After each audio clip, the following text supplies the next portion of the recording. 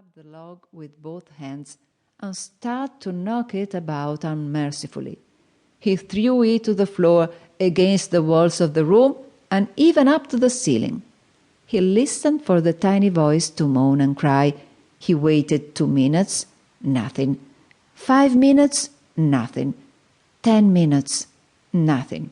"Oh, I see," he said, trying bravely to laugh and ruffling up his wig with his hand. "It can easily be seen. I only imagined I heard the tiny voice. Well, well, to work once more." The poor fellow was scared half to death, so he tried to sing a gay song in order to gain courage. He set aside the hatchet and picked up the plane to make the wood smooth and even.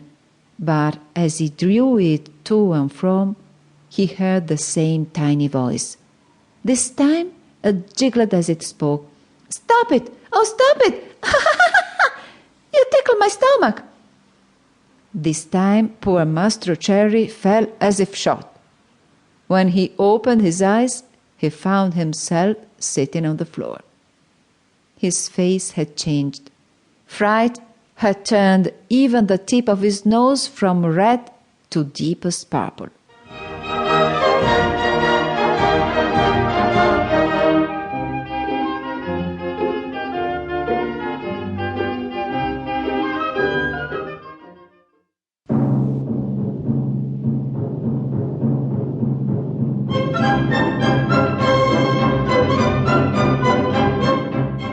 Chapter 2. Mastro Cherry gives the piece of wood to his friend Geppetto, who takes it to make himself a marionette that will dance, fence, and turn somersaults. In that very instant, a loud knock sounded on the door. "Come in," said the carpenter, not having an atom of strength left with which to stand up. At the words, the door opened and a dapper little old man came in. His name was Geppetto, but to the boys of the neighborhood he was Polendina, on account of the wig he always wore, which was just the color of a yellow corn. Geppetto had a very bad temper. Woe to the one who called him Polendina. He became as wild as a beast, and no one could soothe him. "Good day, Mastro Antonio," said Geppetto. "What are you doing on the floor?" "I'm teaching the ants their ABCs. Good luck to you. What brought you here, friend Geppetto?" "My legs." "My legs, and it may flatter you to know, Mastro Antonio, that I have come to you to beg for a favor."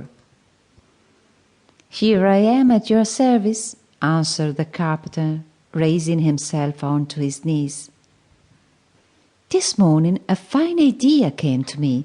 Let's hear it. I thought of making myself a beautiful wooden marionette. It must be wonderful, one that will be able to dance, fence, and turn somersaults. With it I intend to go around the world to earn my crust of bread and cup of wine.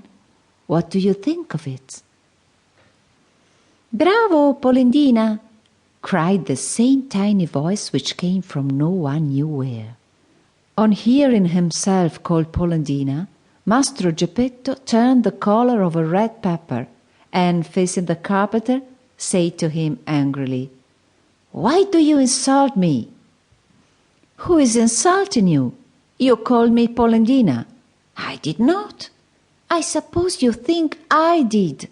Yet I know it was you."